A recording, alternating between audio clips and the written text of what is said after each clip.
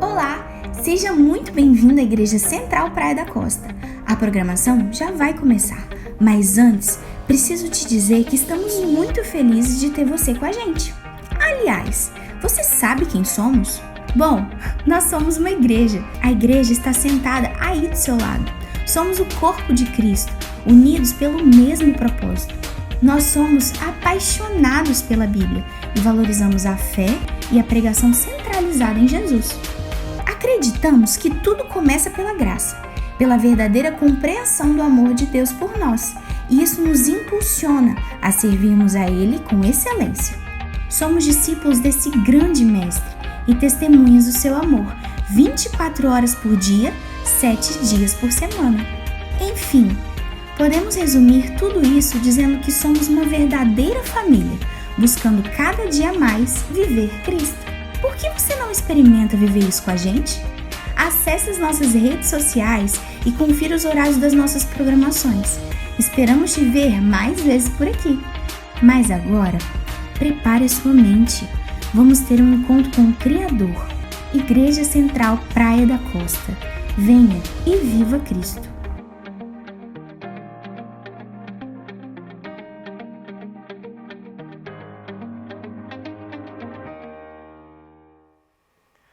Olá, feliz sábado! Seja mais uma vez bem-vindo à versão digital da Igreja Central Praia da Costa. Esse sábado de feriado, né? Feriadão, mas um feriado diferente. Ainda assim, que bom que a gente pode estar nesse momento adorando a Deus juntos.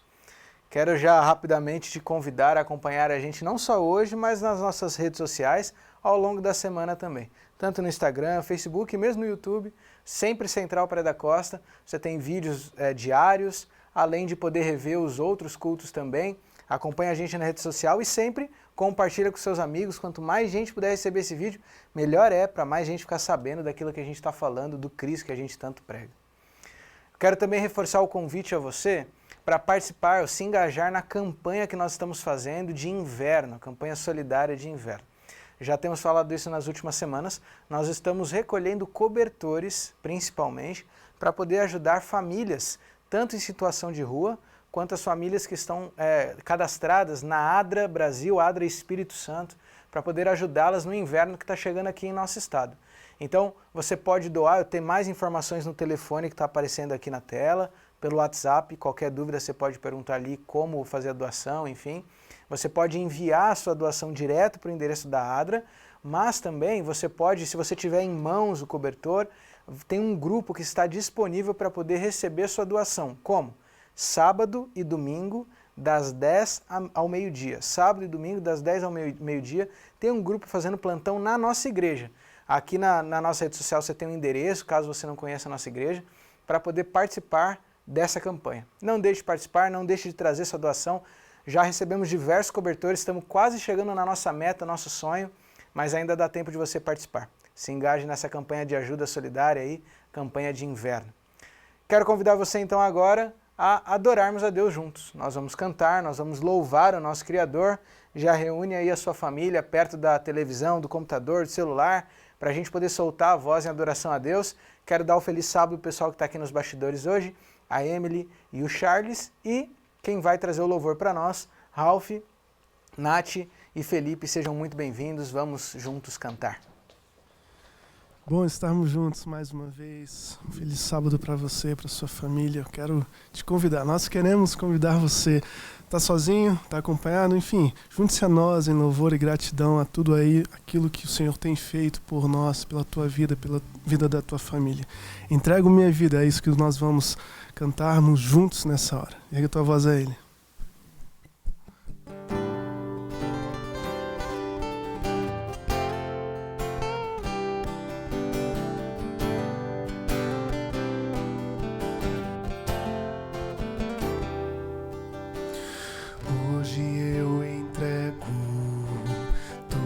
Meus temores, todas as doenças espirituais.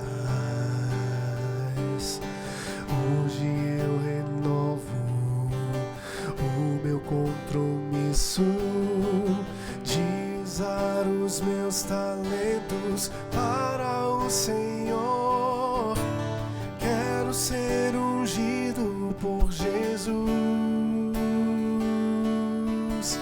ter o dobro do azeite, ser santificado. Entrego a minha vida com todo o meu amor, de todo o coração. Eu rendo meu louvor, ergo as minhas mãos para te adorar. Faça o teu poder se manifestar em mim. Erga a tua voz a Ele, cante, peça isso ao Senhor. Transforma a nossa casa, Senhor, nosso lar, nossa família. Declare uma vez mais, cante. Hoje eu entrego todos meus temores, todas as doenças espirituais.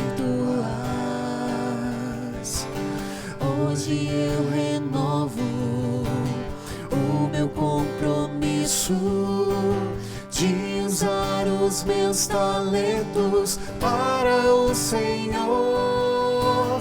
Quero ser ungido por Jesus, ter o dobro do azeite, ser santificado. Entrego a minha vida com todo o meu amor, de todo o coração. Eu rendo meu louvor, ergo as minhas mãos para te adorar. Faça o teu poder se manifestar. Entrego a minha vida com todo o meu amor, com todo o coração.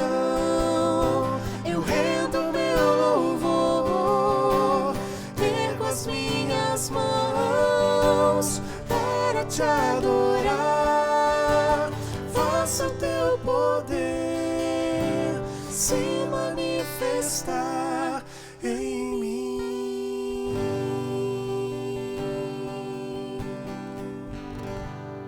Amém.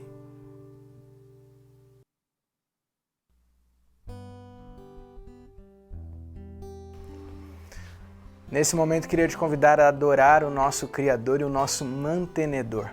Quero te convidar a adorar a Deus através dos dízimos e das ofertas. Você já sabe, aqui no canto da tela vai aparecer um código onde você pode, com a câmera do seu celular, ter informações sobre a doação ou como fazê-la.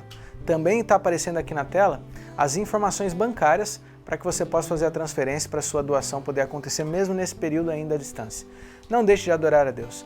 Lembre-se, num período onde tudo é incerto, é muito bom a gente saber que Deus é a nossa fonte de segurança, Deus é o nosso mantenedor, é dele que vem tudo que nós precisamos. Se Ele é o nosso pastor, nada vai nos faltar. Adore a Deus. Como é bom estarmos estudando sobre as palavras de Jesus, os seus milagres e os seus feitos há tanto tempo atrás que reverberam até hoje em nossas vidas. Como é bom saber que um Deus tão cheio de graça, glória e poder, tão próximo de nós, resolveu doar-se e se entregar a cada um de nós. Esse Cristo então prometeu voltar. E que tal então cantarmos através dessa canção essa certeza da sua breve vinda? Vamos então cantarmos e declararmos acerca da grande volta do Senhor Jesus. Cante isso.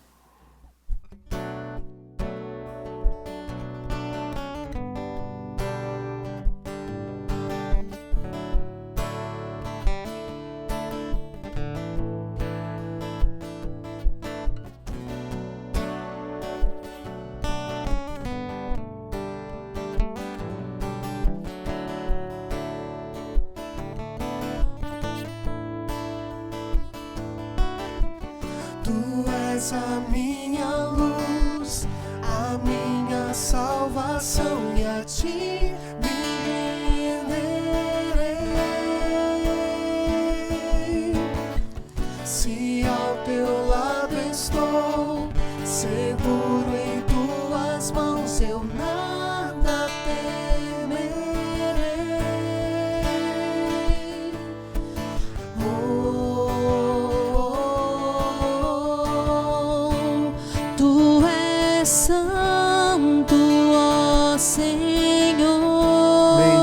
Cante isso, diga que Ele é santo.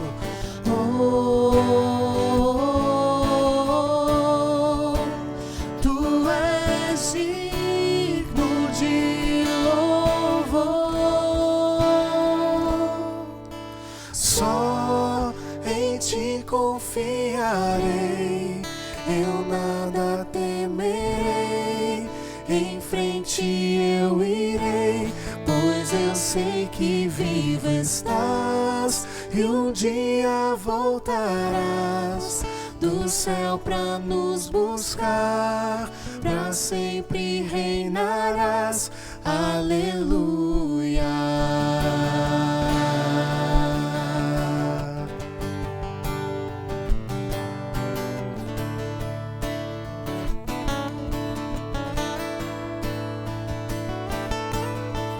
Tu és a minha luz e a minha salvação, e a Ti me renderei.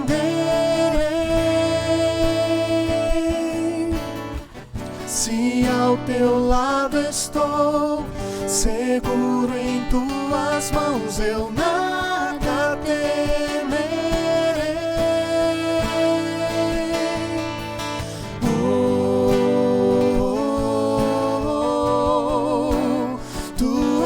Santo, ó Senhor,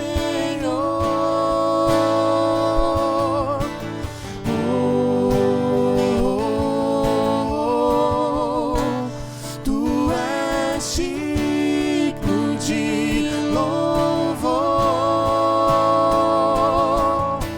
Só em Ti confiarei, eu nada temerei. Em frente eu irei, pois eu sei que vivo estás e um dia voltarás do céu pra nos buscar, pra sempre reinarás. Aleluia.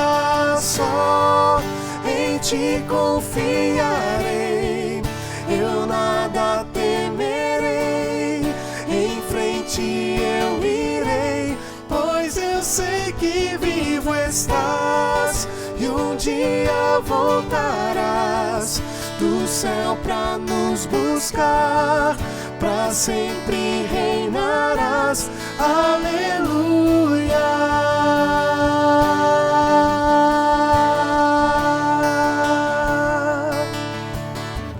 Amém. Por isso cantamos isso, declaramos em alta e bom som. Cante a Ele. Vem Jesus, vem Jesus,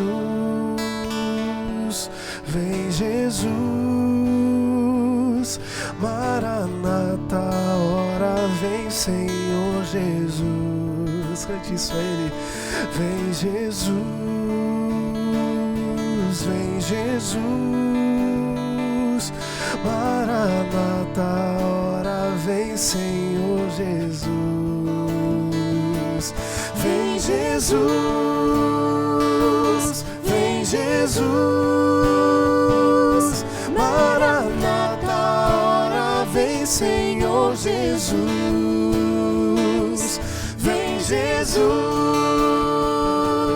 vem Jesus. Maranata, ora vem Senhor Jesus. Só em Ti, só em Ti confiarei, eu nada temerei.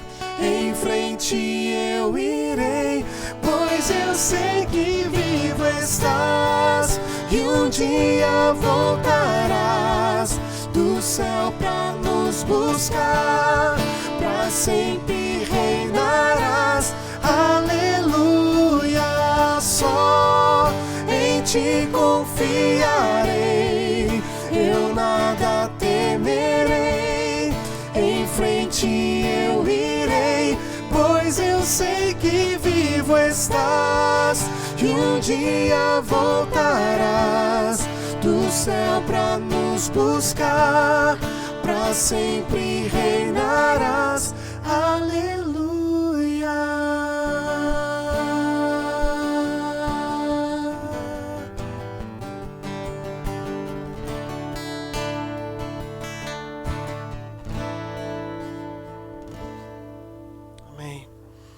tempos de isolamento é bom pensar num Deus que é presente.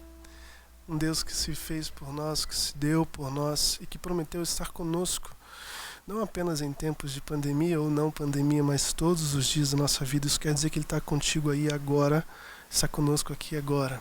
Então, uma vez mais, vamos clamar para que esse Deus se faça presente em nós, através do Teu Espírito, através dessa canção. Cante a Ele.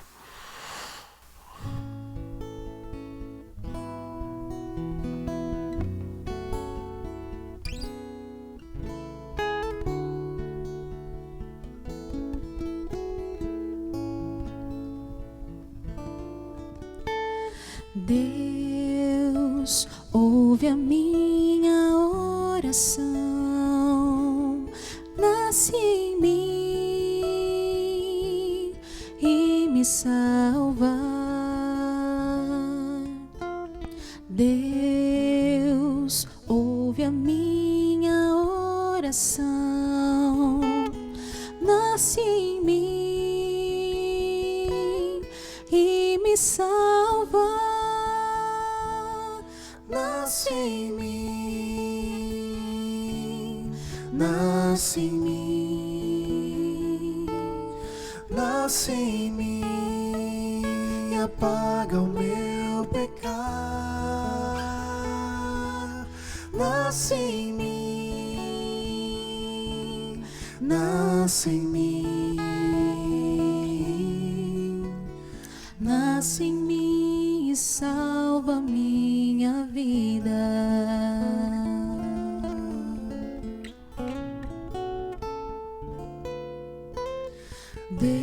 Deus, ouve a minha oração,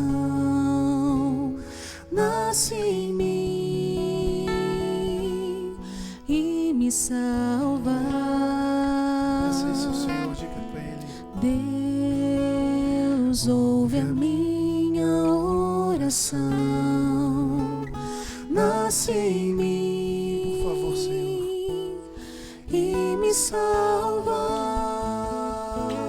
Nasce em mim,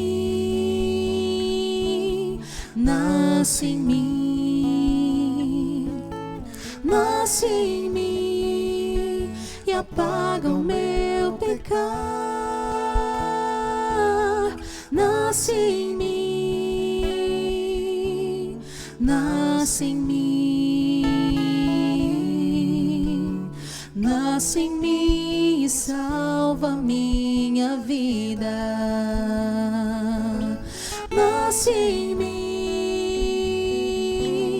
nasce em mim, nasce em mim e apaga o meu pecar. Nasce em mim, nasce em mim, nasce em mim e salva minha vida. Nasce em mim e salva minha vida.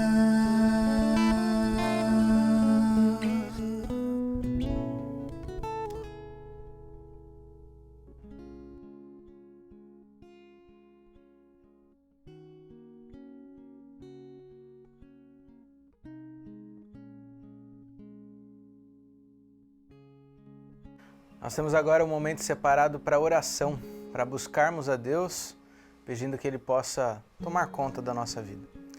Então eu te faço agora a pergunta que fazemos todo sábado. O que você tem hoje para entregar nas mãos de Deus e se certificar que Ele está no controle?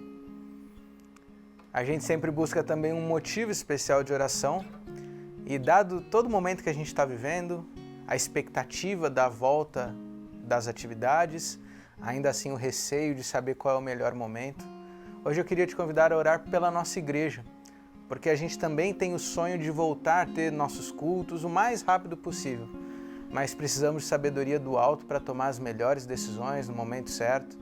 Graças a Deus que nós podemos pedir sabedoria para o Deus que é o autor da história, né? Então eu quero te convidar a, nesse momento de oração, dedicar a nossa atenção especificamente para esse ponto.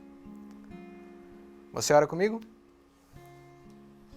Senhor Jesus, Eu te agradeço pelo privilégio que o Senhor nos dá em mais um sábado, em mais um culto aqui virtual, de te buscarmos em oração, Senhor.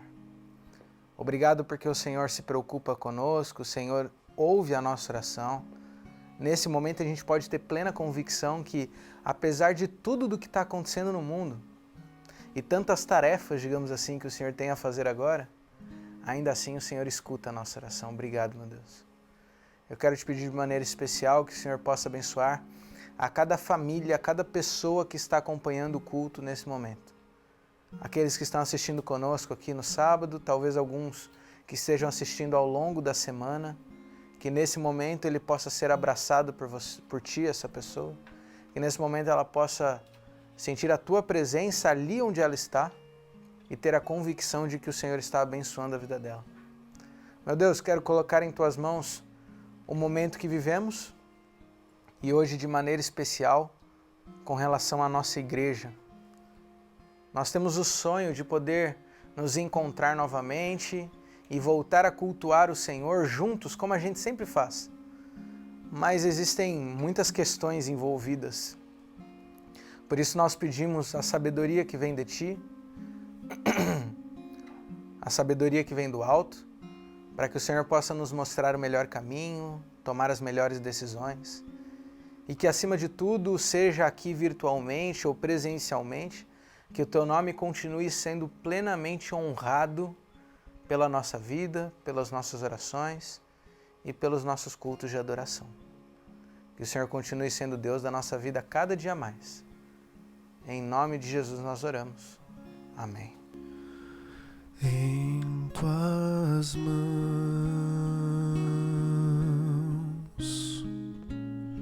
em tuas mãos,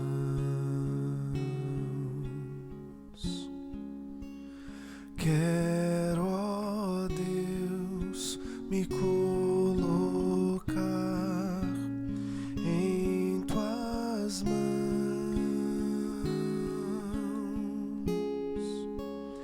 Esta é minha oração, ter a vida em tuas mãos. Toma, pois, meu coração em tuas mãos.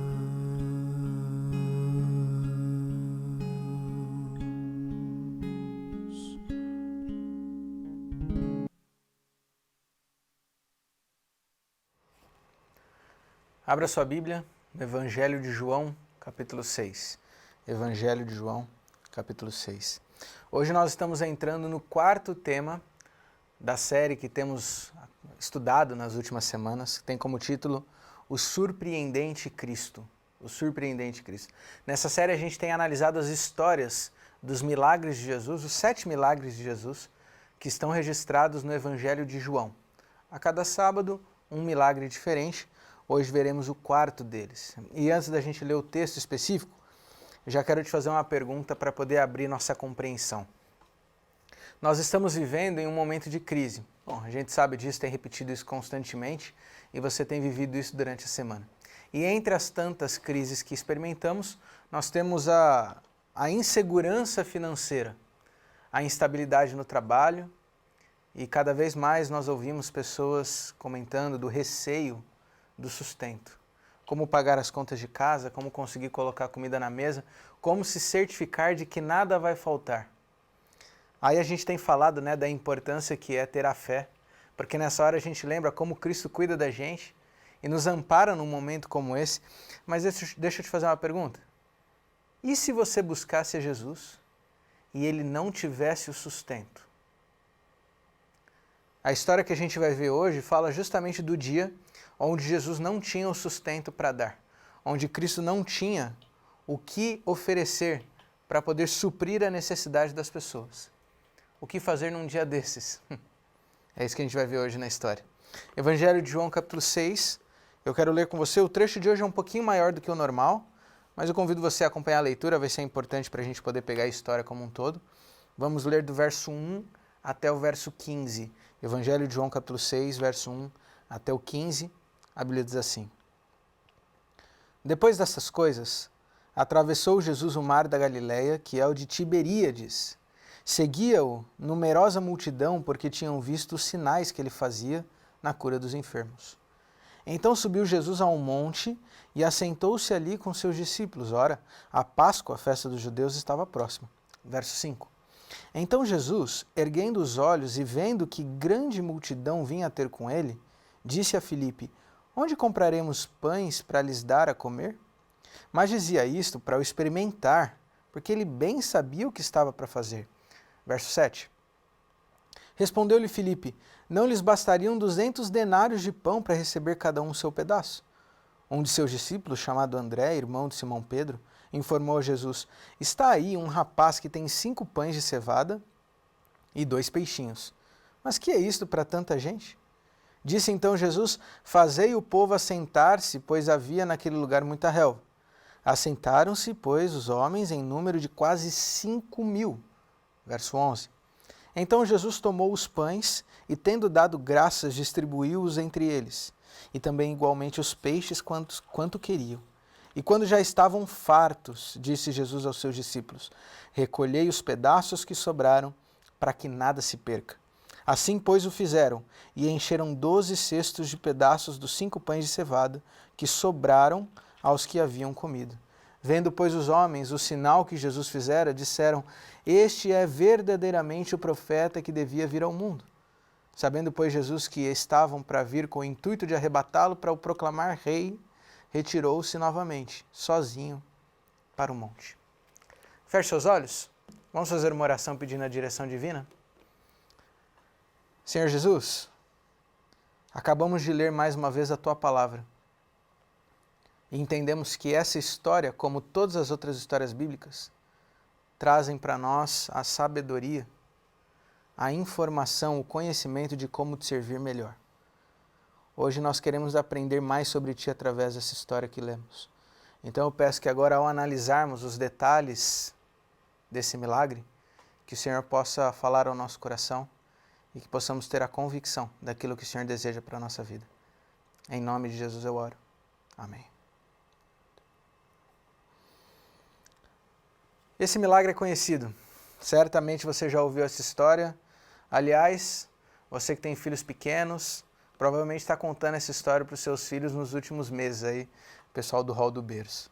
Esse é o milagre mais impressionante que Jesus realizou em toda a sua vida. E quem diz isso não sou eu. Isso é o que parece que os evangelhos, os evangelistas nos dizem. Aí você pensa assim, mas espera aí. Ok, multiplicar o alimento é bem interessante, mas Jesus ressuscitou um morto. Será que a ressurreição não é muito mais impressionante? Bom, a gente vai estudar o milagre de Lázaro, já te adiantando, no final dessa série. Mas o que é interessante é que esse é o único milagre de Jesus que está registrado nos 4 evangelhos. O único. Então, de alguma maneira, parece que esse milagre impactou a vida dos evangelistas de maneira muito mais plena. É interessante isso. Um milagre que realmente mexeu com a história da população, talvez até um marco na história do próprio Jesus. E como ele é citado em outros evangelhos, eu preciso aqui te mencionar que alguns dos detalhes que a gente vai analisar nessa história não estão escritos no trecho que a gente leu, mas sim nos outros trechos. Então eu já deixo a recomendação de leitura, a gente sempre tem dado toda semana. Aqui fica a recomendação de leitura de hoje para você ampliar o seu estudo dessa história. Mateus capítulo 14, verso 13 ao 20, Marcos capítulo 6, verso 30 ao 44 e Lucas capítulo 9, verso 10 ao 17. São as outras versões dessa mesma história. Mas também, como já é de costume nessa série, quero te recomendar também a leitura do livro Desejado de Todas as Nações, no capítulo 39, ali está uma reflexão também sobre essa história que ajuda a gente a compreender mais das lições preciosas que estão aqui.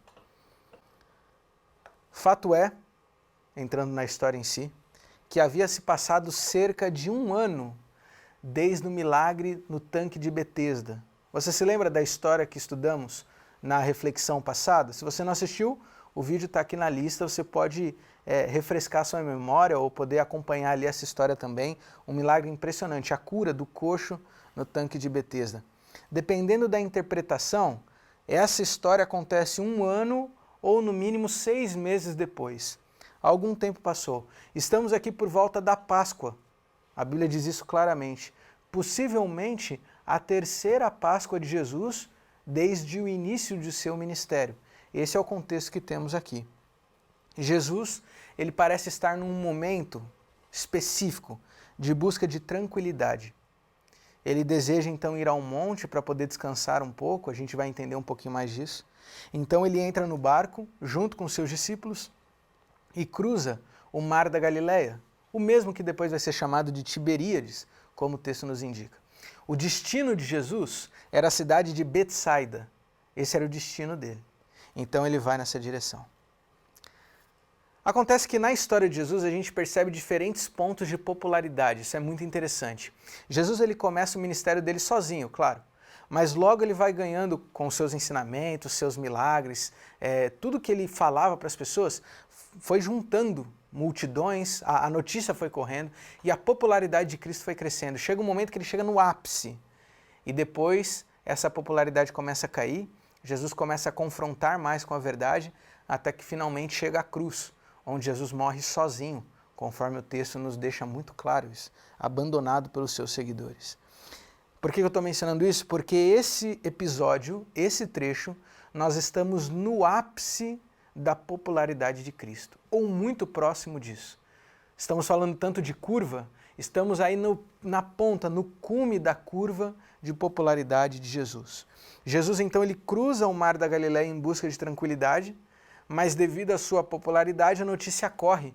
E quando Jesus chega na região que ele gostaria de descansar, ao descer do barco, ele percebe ali uma multidão que o esperava.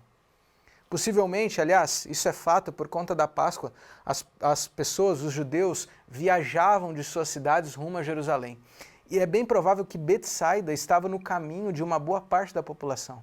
Então, quando as pessoas souberam que Jesus estaria ali na região, elas pararam sua viagem, sua peregrinação, para poder ouvir o que Jesus tinha a dizer. A multidão era imensa e a Bíblia destaca isso. A Bíblia diz que haviam ali cerca de 5.000 homens. 5.000 homens é muita gente. E note a ênfase, naquele tempo, a contagem populacional era feita só por homens. Mas ali também haviam mulheres e crianças. Então, a estimativa é que haviam ali cerca de 10.000 pessoas. Essa é a estimativa por baixo, para não ter perigo de errar.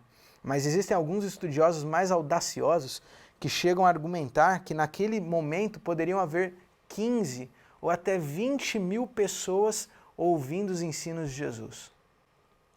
Mas vamos ficar na margem de segurança, na margem de erro. 10.000 pessoas querendo ouvir o que Jesus ia dizer. É muita gente. E se Jesus queria um dia tranquilo, quando ele chega ali na região de Betsaida, o que ele tem, na verdade, é exatamente o oposto. Jesus então se compadece da multidão e resolve então atendê-los. Jesus começa a ensinar, curar, a atender às necessidades das pessoas. Mas o tempo foi passando. O tempo foi passando, Jesus ia falando ali, tentando todo mundo escutar o que Jesus tinha a ensinar, e a noite foi chegando. Era nítido que Jesus estava cansado, e os discípulos perceberam. Jesus, segundo os escritos, Jesus estava já pálido, desgastado, Jesus não havia comido, Jesus não havia descansado, Jesus estava ali o dia inteiro. Aliás, você já parou para pensar o quanto que sugava de Jesus o fato de realizar milagres?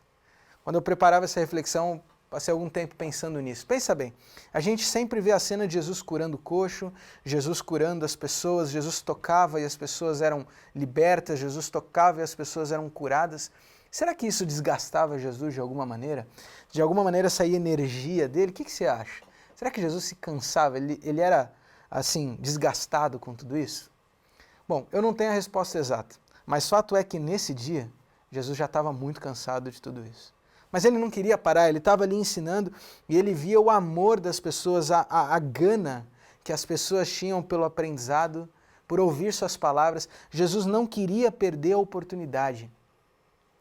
Seus discípulos, então, preocupados com a saúde do seu mestre, então chegam com o argumento final: Jesus, se você não quer parar, por amor a essas pessoas, vamos encerrar o dia, Jesus. as pessoas estão cansadas, ficaram aqui o dia inteiro, elas também estão de pé sem comer. Deixa essa gente voltar para casa para pelo menos comprar comida no caminho. Jesus ouviu a repreensão, entendeu, a repreensão não, né, o pedido, entendeu ali a necessidade, mas ele apareceu com uma solução completamente diferente do que os discípulos tinham pensado. Jesus vira para eles e fala, é verdade, eles precisam comer. Então vamos fazer o seguinte, providenciem comida para eles. Vamos nós alimentar esse povo para que eles não tenham que ir embora. Definitivamente não era isso que os discípulos estavam esperando. E o que a gente percebe aqui é que eles foram surpreendidos e começam a tentar mostrar para Jesus que esse pedido não fazia sentido nenhum. É interessante que a Bíblia destaca que Jesus falou isso, mas ele já sabia o que ele queria fazer.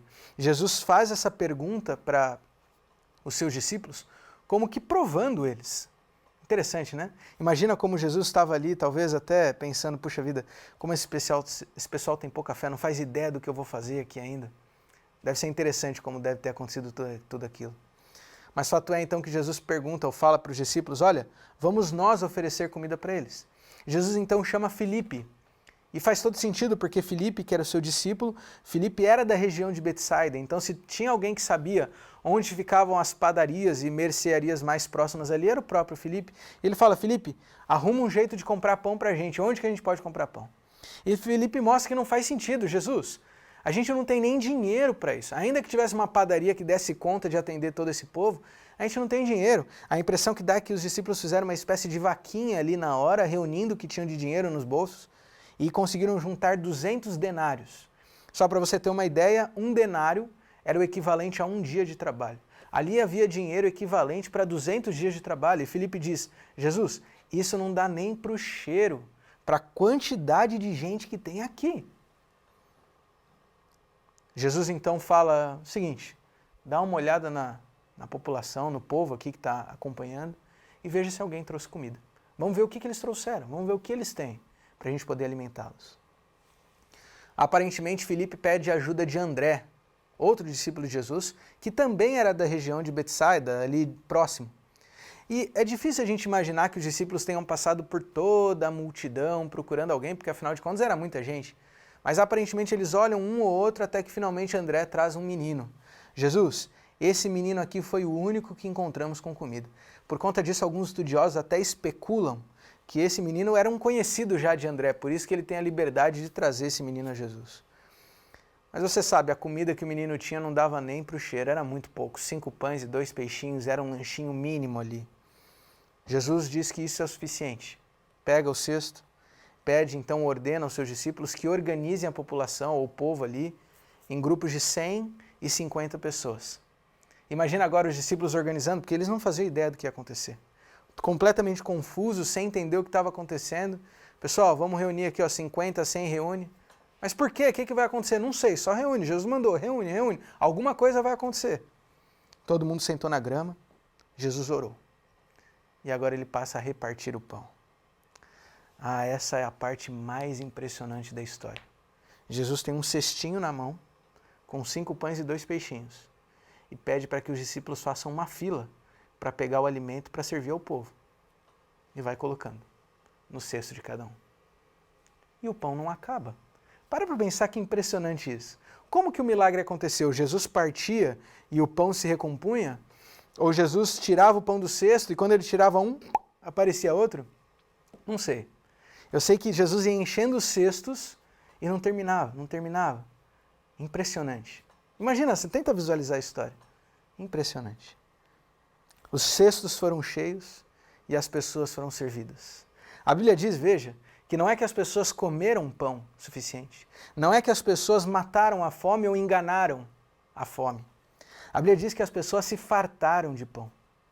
As pessoas tiraram a barriga da miséria. Essa é a verdade aqui. Sabe aquele dia que você vai numa churrascaria, bons tempos que a gente conseguiu numa churrascaria gostoso, e aí você sai assim segurando a barriga de tanto que você comeu? Essa é a ideia que acontece aqui. Todo mundo comeu até se fartar, se empanturrar. E ainda sobrou alimento. Não é que deu na risca, sobrou alimento. A Bíblia diz que sobraram 12 cestos de pães e peixes. Extraordinário. com 5 pães e 2 peixes, Cristo alimentou 5.000 pessoas e ainda sobraram 12 cestos repletos. Você consegue imaginar a reação do povo? Por isso que os evangelistas ficaram maravilhados com esse milagre. 10.000 pessoas, 5.000 no mínimo, atendidas ali. As pessoas na hora tiveram a convicção, ele é o profeta, ele é o escolhido, ele é o libertador. Você sabe, a gente repete o tempo inteiro que a expectativa dos judeus era que Jesus fosse um libertador político. Pois veja, nessa perspectiva, Jesus era o libertador perfeito. Porque eles eram agora oprimidos pelo Império Romano. E para se libertar da opressão, teria que haver guerra. Pois Jesus já podia curar os soldados feridos. E agora, todo mundo sabe que ele pode alimentar uma tropa. Jesus é o líder perfeito para guiar o povo à libertação. A tal ponto que a Bíblia diz então que as pessoas ali vão até Jesus para aclamá-lo como rei. Eu fico imaginando que aquela cena como se juntasse uma multidão, pegasse Jesus no colo e jogasse Jesus para cima. Jesus, Jesus é o nosso rei, Jesus é o nosso rei. Mas não era isso que Jesus queria. Então ele literalmente foge, se esconde para que sua missão continuasse no foco certo. Impressionante essa história. Que milagre. O Jesus que quando não tem o sustento, simplesmente faz o pão aparecer de onde não há. Que lições nós podemos aprender dessa história? Como temos feito toda semana, nos poucos minutos que ainda temos, quero observar contigo 2 lições, 2 aprendizados que podemos tirar dessa história, do milagre da multiplicação de pães e peixes. A primeira lição que tiramos aqui é uma característica de Jesus. Jesus tem empatia. E para a gente poder entender isso, a gente precisa entender um pouquinho do contexto que antecede essa história. Se você ler ali Marcos capítulo 6, verso 7 a 13, Lucas capítulo 9, verso 1 a 6, é o início desse trecho. A Bíblia diz que Jesus juntou os seus discípulos e os enviou para a primeira viagem missionária. Jesus separou os discípulos de 2 em 2, os capacitou, os instruiu e enviou para cidades próximas para que o evangelho fosse pregado. Era a primeira vez que os discípulos estavam saindo por conta para fazer aquilo que estavam aprendendo com o mestre. Era um momento importante na história, ali do ensino de Jesus e seus discípulos. E aí Jesus estava aguardando. Nesse meio tempo, em algum momento, talvez mais próximo do retorno dos discípulos, Jesus recebe uma visita de outros discípulos, não os seus discípulos, mas os discípulos de João Batista, com uma notícia muito triste. João Batista havia morrido, mas não de qualquer forma. João Batista havia sido brutalmente assassinado na prisão por causa de uma questão política. Você conhece a história. Jesus tinha uma ligação muito grande com João Batista. João Batista era aquele que representava o Elias, que clamava no deserto. João Batista é aquele que olhou para Jesus em João capítulo 1, verso 29 e disse: Eis o Cordeiro de Deus que tira o pecado do mundo. João Batista foi quem batizou Jesus. Mas além disso, João Batista era primo de Jesus. Era família, próximo, direto. Jesus então começa a enfrentar ali o processo de luto. Simultâneo a isso, ou num momento muito próximo, lidando ainda com a notícia, Jesus recebe a volta dos seus discípulos. Agora sim, que voltaram dessa viagem missionária, empolgados, cheios de histórias para contar, dos milagres que aconteceram e quão impressionante tinha sido. Na conjuntura do luto do primo que morreu, com a notícia, as histórias dos seus amigos que voltaram de viagem, Jesus decide tirar um dia de folga. É basicamente isso. Junta os seus amigos e decide ir para a região de Betsaida, para, na verdade, subir no morro e ali na solidão, no silêncio com seus amigos, poder conversar, descansar, orar e recarregar suas energias. A missão de Cristo não era fácil.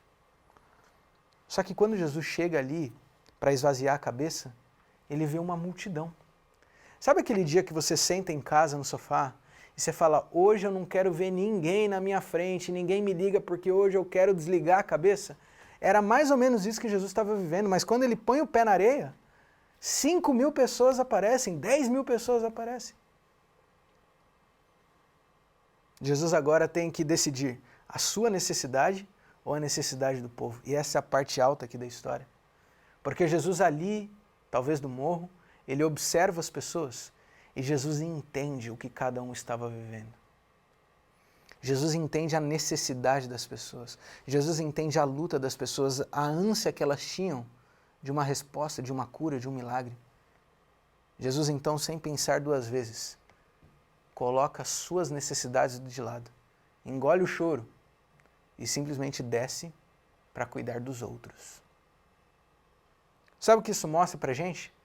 Jesus não apenas se compadeceu daquelas pessoas, no sentido de ter pena delas. Jesus ali teve empatia. E essa é a primeira lição. Jesus tem empatia por nós. Empatia, por definição, é muito mais do que entender o sofrimento do outro. Empatia, por definição, é a capacidade de dividir a luta do outro, dividir a dor do outro. Empatia é a capacidade de sentir o que o outro está sentindo. Empatia não é ver alguém chorando e abraçá-lo e dizer vai passar. É muito mais do que isso. Empatia é ver alguém chorando e compreender a dor a tal ponto que você chora também. Você compactua daquela dor. Pois é isso que acontece aqui com Jesus. Jesus tem empatia por aquelas pessoas, a ponto de colocar suas próprias necessidades de lado para atender aquela multidão. Por isso, lembre-se, Deus conhece o seu desespero, a sua preocupação por ter perdido o emprego nessa crise. Deus sabe da luta que você está tendo para poder colocar as coisas em casa. Mais do que isso, Deus sente essa mesma dor. Deus sente a sua decepção por causa daquela pessoa que te desapontou. Deus sente a sua decepção, a sua frustração, o seu medo por causa de um familiar que está doente, ou por causa da insegurança de tudo que a gente está vivendo. Deus não só sabe disso, Deus sente isso. A tal ponto de colocar seu próprio trono de lado para poder atender a mim e a você. Pensa bem, o simples fato de Jesus ter vindo à Terra nada mais é do que empatia. Deixar o seu reino de lado, o seu trono de lado, a sua coroa de lado, para morrer por mim e por você. Cristo não só conhece a tua dor, Cristo compartilha da tua dor.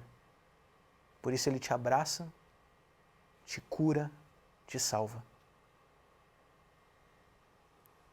Mas existe uma segunda lição aqui nessa história e com isso que eu quero concluir a reflexão de hoje.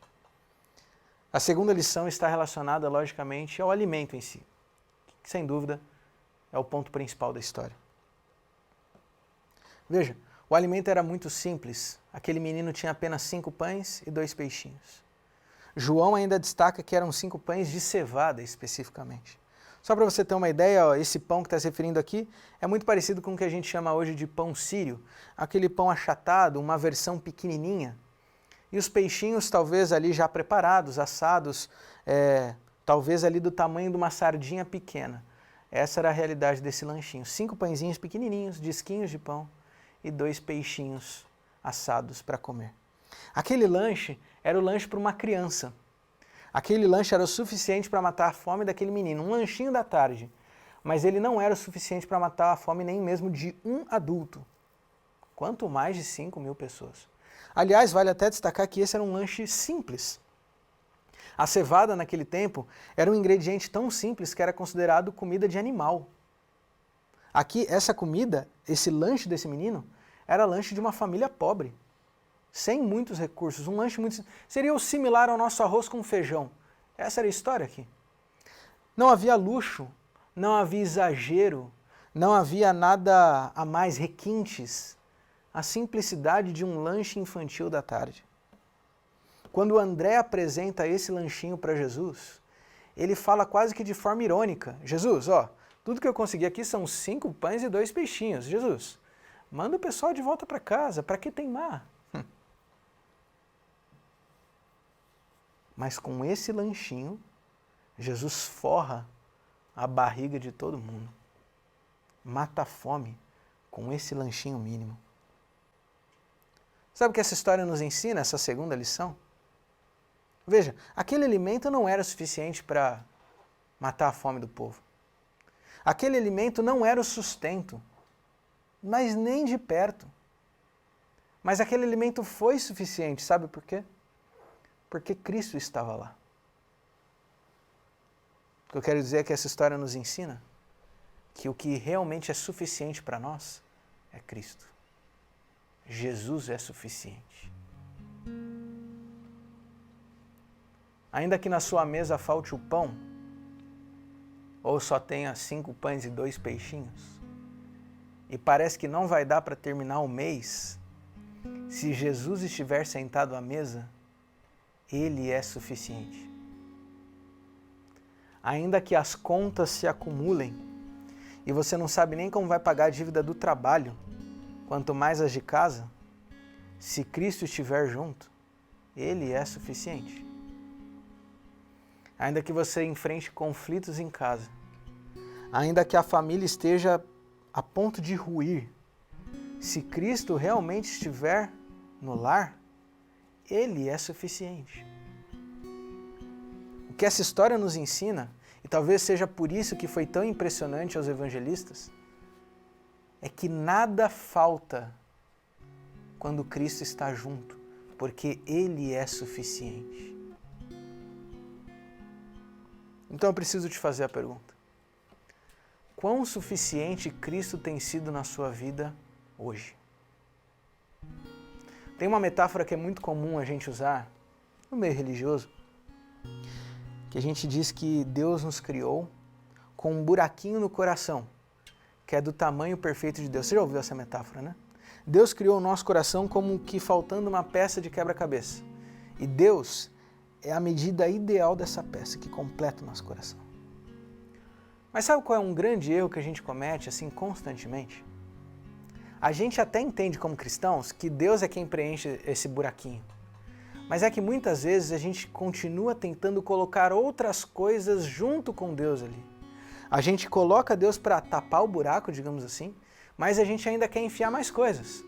A gente coloca o trabalho, a gente coloca a busca pelo sucesso, a gente coloca a realização pessoal, a gente coloca o sonho de uma carreira, alguma coisa para os filhos, e a gente começa a dividir o espaço com Deus. O ponto aqui é importante ficar claro é que se Cristo é suficiente, nada mais cabe. Se Deus realmente está no seu coração, não é só que Ele tapa um buraco. Deus preenche por completo o teu coração, a ponto de não caber mais nada. Isso significa que se hoje você está lutando e tentando colocar outras coisas como prioridade no teu coração junto com Deus, Deus necessariamente já não é mais prioridade.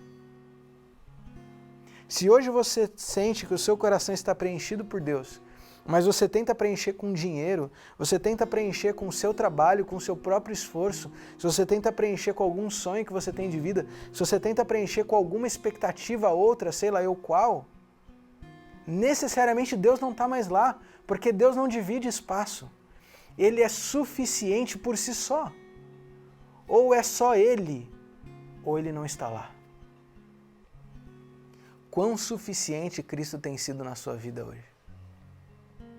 Eu confesso para você que desde que essa crise começou, eu tenho visto pessoas lidando com a crise de maneiras diferentes. É bem verdade que a crise tem acometido alguns de maneira muito mais grave do que a outros, é verdade.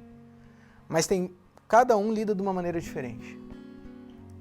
E infelizmente eu tenho visto pessoas que têm buscado lidar com a crise pelo seu próprio esforço, tentando com a sua força, tentando se preencher com aquilo que ele considera importante. E a gente entra numa crise espiritual porque perdeu o trabalho, agora você entra numa crise espiritual. Você não sabe mais como pagar as contas, entra numa crise espiritual. A saúde está debilitada, entra numa crise espiritual. Por quê? Porque a gente começa a descobrir que essas coisas eram tão importantes quanto Deus no coração. Cristo tem que ser suficiente. Se Ele está ali, nada mais cabe.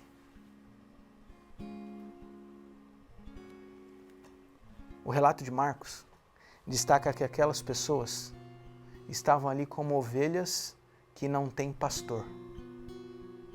Pois o que a gente pode aprender dessa história é que enquanto a gente não aprender que se Cristo é o nosso pastor, nada mais precisa ser colocado, a gente nunca vai desfrutar da experiência de ter Deus como pastor e saber que nada vai faltar. Se você é uma ovelha de Cristo e tem um pastor, portanto, saiba que Cristo é suficiente. Quão suficiente Cristo tem sido na sua vida hoje? Você ora comigo? Senhor Deus, eu te louvo porque do alto do teu trono, do alto da tua glória, do teu poder, o Senhor olhou para nós aqui embaixo, na nossa miséria e desespero pelo pecado, e decidiu deixar tudo de lado para dar a vida em nosso lugar. Obrigado porque o Senhor escolheu compactuar da nossa dor a tal ponto que decidiu morrer por nós. Obrigado, Senhor. Obrigado porque hoje podemos ter a convicção que o Senhor conhece exatamente a aflição que está no nosso coração. E é justamente por termos certeza disso que hoje eu te peço que o Senhor nos ajude a entender que só te buscar basta. Nos ajuda a entender que se o Senhor estiver conosco, já basta. Se o Senhor estiver conosco, o Senhor pode dar a cura. Se o Senhor estiver conosco, o Senhor pode dar a ressurreição. Se o Senhor estiver conosco, o Senhor pode dar o perdão. Se o Senhor estiver conosco, até mesmo o alimento o Senhor pode tirar do nada. O Senhor é suficiente. Então nos ajuda, por favor, a descansar na certeza de que se o Senhor é o nosso pastor, nada vai nos faltar. Como ovelhas, nos ajuda a confiar plenamente em Ti, sabendo que seguir a Tua voz e a Tua direção é absolutamente tudo o que precisamos em nossa vida, porque o Senhor é suficiente. Tira do nosso coração qualquer coisa que tenha concorrido espaço contigo, que possamos ser cheios, plenamente cheios por Ti. Em Teu nome nós oramos.